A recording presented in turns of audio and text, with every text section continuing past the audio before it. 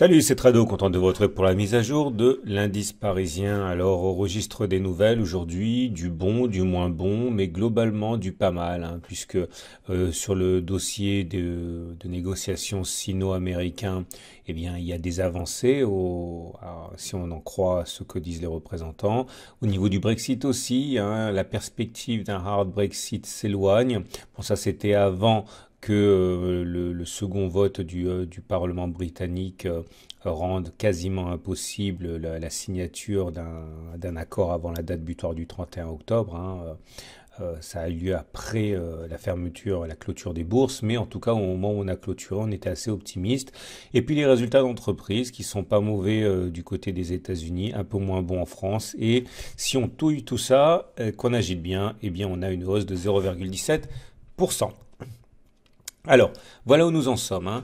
Nous sommes toujours dans une ascension lente qui tente de combler le gap des 5667, 5673, dont on peut toujours légitimement se demander quelle est la nature, hein. Encore une fois, soit c'est un gap de rupture, auquel cas on n'est pas prêt de le reboucher et on est parti au contraire pour une période de baisse, hein, ou alors il s'agit d'un gap commun, ce que je pense être en fait, hein, puisque on a déjà eu un gap commun sur la séance du 15 octobre, hein, il n'y avait pas eu de cotation entre les plus hauts de la précédente bougie et les plus bas du 15 octobre.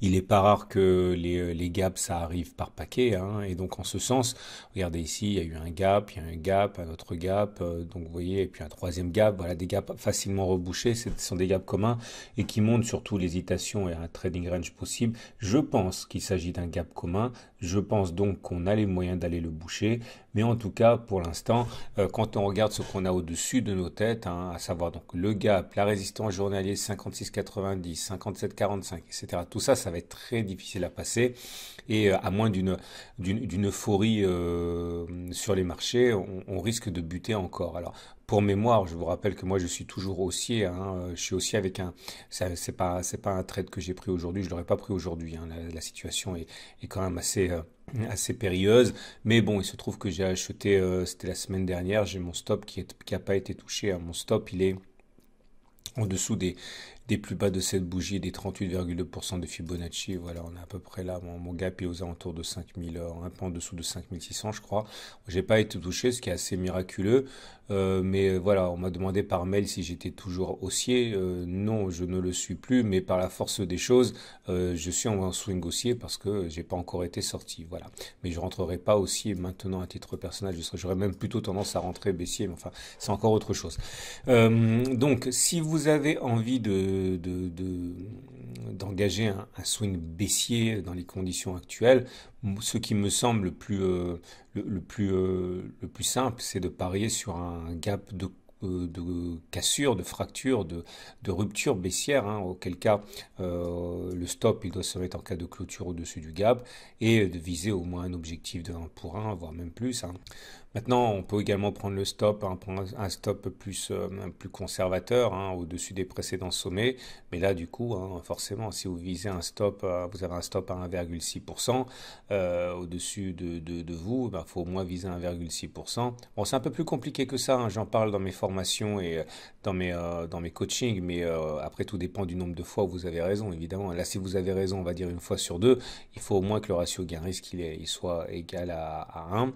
Et voilà, vous pouvez prendre, si vous mettez un take profit à 1,6, ça vous met aux alentours de 5584. Si vous visez le prochain support qui est là, ça vous donne même un ratio de 2,3, un potentiel de gain de 2,3 pour un stop à 1,6, bon, vous êtes clairement au-dessus de 1,5, donc c'est pas mal.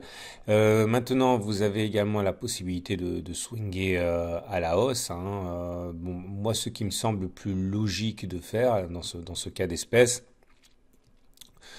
c'est de considérer que vous avez une belle bougie là, hein, quand même, avec une clôture dans le tiers haussier, une longue mèche basse. Bon, c'est un signal de force. Le problème, c'est qu'il apparaît pas sur un support évident. Je vous dis, le support évident, il est à 5520, 30 là. Et donc, à partir de là, l'objectif serait de mettre un stop loss en cas d'enfoncement des plus bas de cette bougie, hein, on va dire à 0,9%. Si vous visez au moins 1 point, ça vous amène dans la zone de résistance. Ici, bon, c'est pas impossible non plus, mais ça implique que vous pariez sur le fait que le gap là soit pas un gap de rupture, mais un gap commun. Bon, il y a plein de façons de faire, hein. Tout dépend du setup que vous tradez, hein. Le stop en dépend intimement. Les Fibonacci, j'ai expliqué, je reviens rapidement, hein. Regardez, on arrive à passer la tête. Ça se joue sur l'épaisseur du trait, donc on va dire que c'est pas gagné, mais les 23,6% semblent à peu près reconquis. Aucune raison a priori, tant qu'on se maintient au-dessus des 23,6, d'aller chercher les 38,2. On peut mettre un stop là aussi en dessous, hein, c'est tout à fait envisageable. Tout dépend encore une fois de ce que vous tradez, hein. Il n'y a pas un stop loss et un take profit pour tout le monde, hein. Enfin pour chaque setup, hein. Enfin s'il y en a un pour chaque setup, mais c'est pas un pour tous de manière invariable.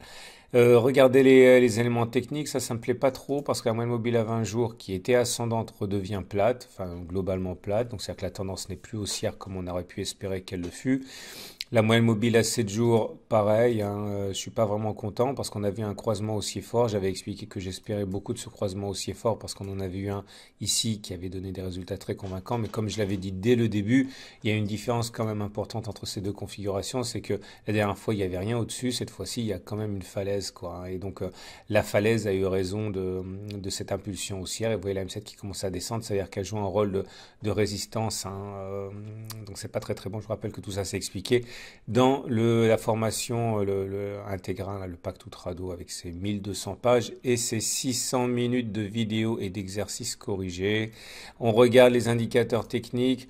Bon, la mauvaise nouvelle, c'est que tous les indicateurs techniques rapides sont baissiers.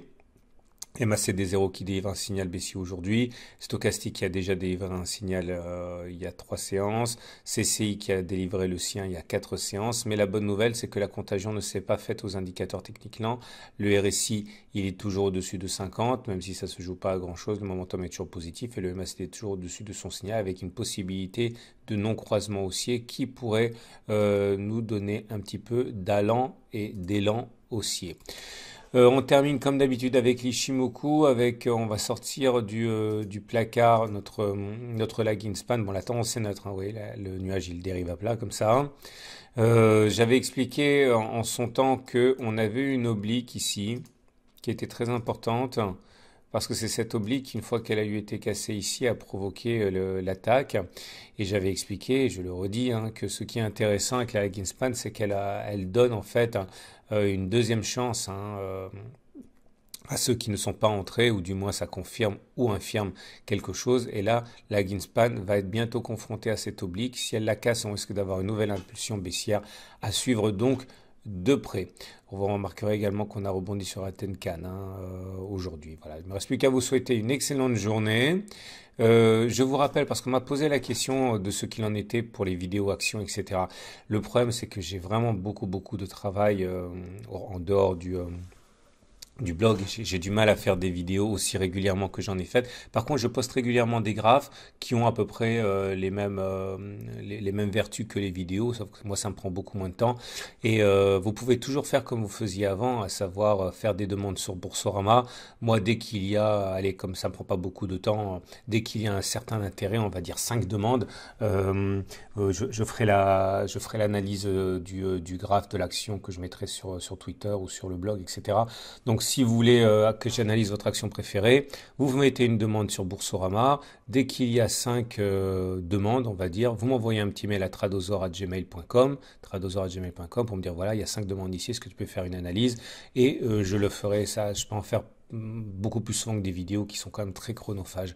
Voilà, enfin Boursorama ou en autre forme, hein, TradingSat ou ce que vous voulez, mais enfin il me faut au moins 5 demandes pour, on va dire, vous faire passer devant les autres et me donner de la légitimité pour analyser telle ou telle action. Voilà, désolé pour la digression, mais parce que bon, j'ai quand même pas mal de demandes pour les actions et il fallait préciser. À demain pour la mise à jour.